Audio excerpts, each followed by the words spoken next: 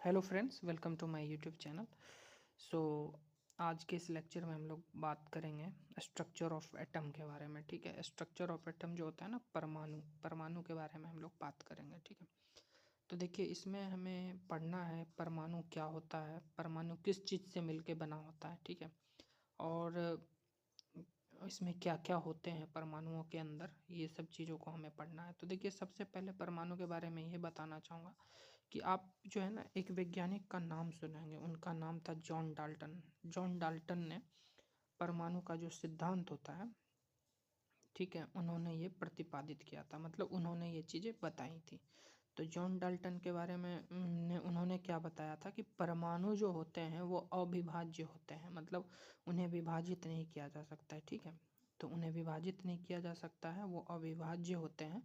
ठीक है, और इसमें ये भी बताया था कि पदार्थों में आवेशित कण के बारे में बताया था कि पदार्थ जो होता है ना, जो उसके अंदर कुछ आवेशित कण होते हैं, जैसे कि आपका इलेक्ट्रॉन हो गया, प्रोटॉन हो गया, न्यूट्रॉन हो गया। इसके बारे में आगे हम यहाँ पे चर्चा करेंगे। अभी देखिए यहाँ पे उन्होंने क्या बताया था कि 19वीं सदी में यह जान लिया गया था कि परमाणु साधारण और अविभाज्य कण नहीं है। ठीक है, ये जो बताया था, ये कण देखिए सबसे पहले एग्जाम में ये भी पूछा जाता है कि जे जे थॉमसन ने बताया था ये बात। किसने बताया था? जे थॉमसन ने। जे थॉमसन ने ये बताया था कि परमाणु अविभाज्य है, और इसके बारे में उन्होंने ये बताया था कि ये अविभाज्य कण नहीं है, बल्कि इसमें कम से कम एक परमाणु कण इलेक्ट्रॉन विद्यमान होते हैं। ये जे थॉमसन ने बताया था कि परमाणु अविभाज्य कण नहीं है, इसमें जो है इलेक्ट्रॉन विद्यमान होते हैं। फिर देखिए यहाँ पे क्या हुआ था, गोल्डस्टीन जो थे ना, साइंटिस्ट थे गोल्डस्टीन, 1886 में उन्होंने एक विकिरण की खोज की, जिसे कैनाल के नाम से जानते हैं। ठीक है, आगे देखिए बताना चाहूँगा कि आगे जो है आपका यहाँ पे, आगे मैं आपको बताता हूँ। यहाँ पे देखिए क्या है, एक सेकेंड, आप इसको मैं बताना चाहूँगा। देखिए जो पदार्थ में जो कण होते हैं ना दोस्तों, वो होते हैं, एक इलेक्ट्रॉन होता है, प्रोटॉन होता है और न्यूट्रॉन होता है। ठीक है, तो इलेक्ट्रॉन पे जो हमेशा होता है ना, उस पर नेगेटिव चार्ज होता है, नेगेटिव चार्ज होता है इलेक्ट्रॉन पे। अब प्रोटॉन पे क्या होता है? पॉजिटिव चार्ज होता है। ठीक है, और जो न्यूट्रॉन होता है उस पर कोई भी चार्जेस नहीं होता है, वो उस पर जो चार्जेस कुछ भी नहीं होता है। ठीक है, तो आपको मैं इसमें ये बताना चाहूँगा कि आगे देखिए यहाँ पे परमाणु की संरचना, ये मैंने देख लिया, ये हमने कवर कर लिया। पदार्थों में आवेशित कण के बारे में मैंने आपको बता दिया है। अब परमाणु की संरचना के बारे में हमें पढ़ना है। तो परमाणु की संरचना के बारे में देखिए, डाल्टन के परमाणु सिद्धांत के अनुसार परमाणु अविभाज्य व अविनाशी था। ठीक है, अविनाशी था और अविभाज्य था, लेकिन परमाणु के भीतर दो मूल कण इलेक्ट्रॉन प्रोटॉन, ठीक है, ये देखिए इलेक्ट्रॉन इलेक्ट्रॉन देखिए मैं ये बताना चाहूँगा, उन्होंने ये बताया था कि देखिए यहाँ पे इलेक्ट्रॉन प्रोटॉन और न्यूट्रॉन, ये वाली पार्ट, प्रोटॉन की खोज की थी। ठीक है, तो इलेक्ट्रॉन प्रोटॉन की खोज की डाल्टन के परमाणु सिद्धांत के अनुसार। तो इसमें क्या था कि प्रोटॉन की खोज ने डाल्टन परमाणु सिद्धांत जो धारणा थी वो गलत साबित कर दिया था। इलेक्ट्रॉन और प्रोटॉन परमाणु के भीतर किस तरह व्यवस्थित होंगे, इसको समझाने के लिए जे थॉमसन पहले वैज्ञानिक थे जिन्होंने परमाणु की संरचना का मॉडल प्रस्तुत किया था। ये जो किया था जे थॉमसन ने किया था। ठीक है, थॉमसन का परमाणु मॉडल, देखिए थॉमसन का परमाणु मॉडल संबंधित एक मॉडल प्रस्तुत किया गया था, जो कि ये क्रिसमस केक की तरह था, क्रिसमस केक की तरह था, जिसमें इलेक्ट्रॉन क्रिसमस केक में लगे सूखे मेवे की तरह थे। तरबूज का उदाहरण भी ले सकते हैं। ठीक है, तो ये हो गया आपका थॉमसन मॉडल। अब देखिए थॉमसन मॉडल में ये चीज़ पढ़ना है कि परमाणु धन आवेशित गोलों का बना होता है और इलेक्ट्रॉन उसमें धंसे होते हैं, पहला ये।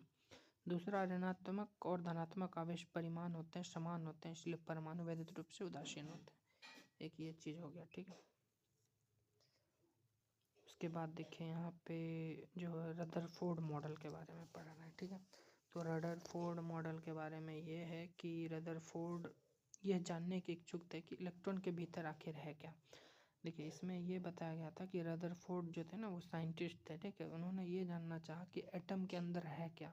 तो उन्होंने एक सोने का पतला सा एक पार्ट लिया, मटेरियल, पतली परत जिसको बोलते हैं, उन्होंने वही लिया था। और 1000 परमाणु के बराबर मोटी थी वो क्या थी, 1000 परमाणु के बराबर मोटी थी। उसके बाद देखिए, उसके बाद हुआ क्या, अल्फा कण, उन्होंने ये बताया कि अल्फा कण द्वैविसित हीलियम कण होते हैं, अतः ये धनावेशित होते हैं, ठीक है। तो चूंकि इनका द्रव्यमान फौरी होता था, इसीलिए तीव्र गति से चलने लगा। अल्फा कणों में पर्याप्त ऊर्जा होती है। कहने का मतलब ये चीज़ था कि जो उसका कण था, पार्टिकल था, वो हीलियम कण था, ठीक है। ये आपको याद रखना, हीलियम कण था। आगे देखिए, ये आप जो पार्ट देख रहे होंगे यहाँ पे, ये एक पत्थर, ये ऐसा ही दिख रहा है इसमें, कंप्लीट डायग्राम में इसमें बताया गया है, ठीक है। इसमें यही बताया गया है कि अल्फा कण है, मतलब इस पे कण का देखा है यहाँ पे कि ये कण हो जाएगा, ठीक है। सोने का परमाणु का पार्ट हो गया। अब ये यहाँ पे कर रहे हैं, तेज गति से चल रहे अधिकतर अल्फा कण सोने की पन्नी से सीधे निकल गए। उन्होंने ये देखा, इसमें क्या ऑब्जर्व किया उन्होंने कुछ ना कुछ तो ऑब्जर्व किया होगा ना।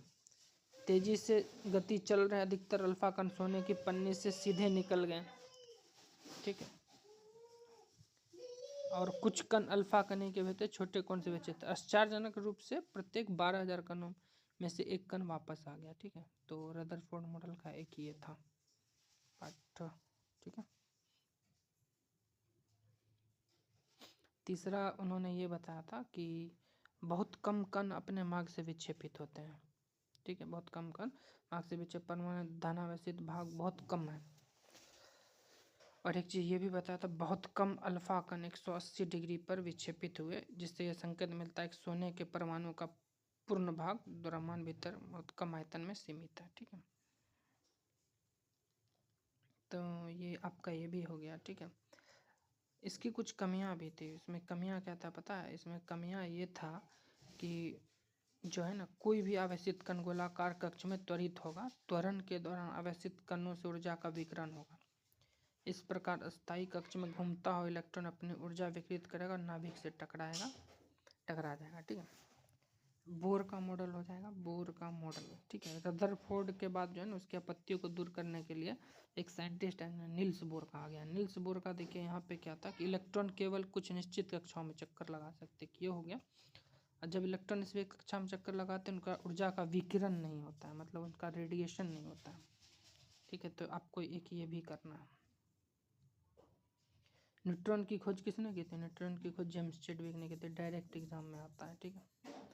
न्यूट्रॉन के बारे में हो गया। उसके बाद देखिए, कक्षा का पता लगाने का हो गया कि कोई n कक्षा है तो उसको कैसे दर्शाएगा, तो 2n² के फॉर्म में दर्शाएगा, ठीक है। एक ये हो गया।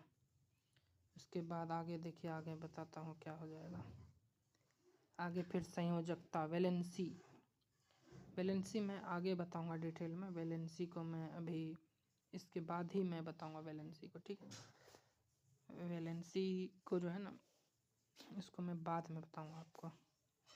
एक द्रव्यमान संख्या है। देखिए, परमाणु संख्या क्या होता है, परमाणु संख्या को जेड से डिनोट करते हैं। किससे डिनोट करते हैं, जेड से डिनोट करते हैं। तो परमाणु संख्या आपका जो है, नाभिक में उपस्थित कुल प्रोटॉनों की कुल संख्या क्या होती है, प्रोटॉनों की कुल संख्या जो होती है वो आपका परमाणु संख्या होता है। द्रव्यमान संख्या क्या हो जाएगा फिर, द्रव्यमान संख्या वो अलग है। द्रव्यमान संख्या जो होता है ना, वो परमाणु संख्या नहीं होता है। द्रव्यमान संख्या में आपको प्रोटॉन और न्यूट्रॉन दोनों होता है, ठीक है। प्रोटॉन और न्यूट्रॉन दोनों होगा तो वो आपका क्या हो जाएगा, द्रव्यमान संख्या हो जाएगा, ठीक है। द्रव्यमान संख्या हो गया। अब इसमें आपका परमाणु संख्या हो गया, द्रव्यमान संख्या हो गया। अब मैं बात कर रहा हूँ समस्थानिक। समस्थानिक मतलब आइसोटॉप्स की बात कर रहा हूँ। आइसोटॉप्स में आपका देखिए, आइसोटॉप्स 3 होता है। प्रोटियम में होता है, प्रोटियम, ड्यूटेरियम और ट्राइटियम। ट्राइटियम एक समान होता है, ठीक है। तो इस चीज़ को आपको याद रखना, समस्थानिक, ओके। तो आपका ये हो गया।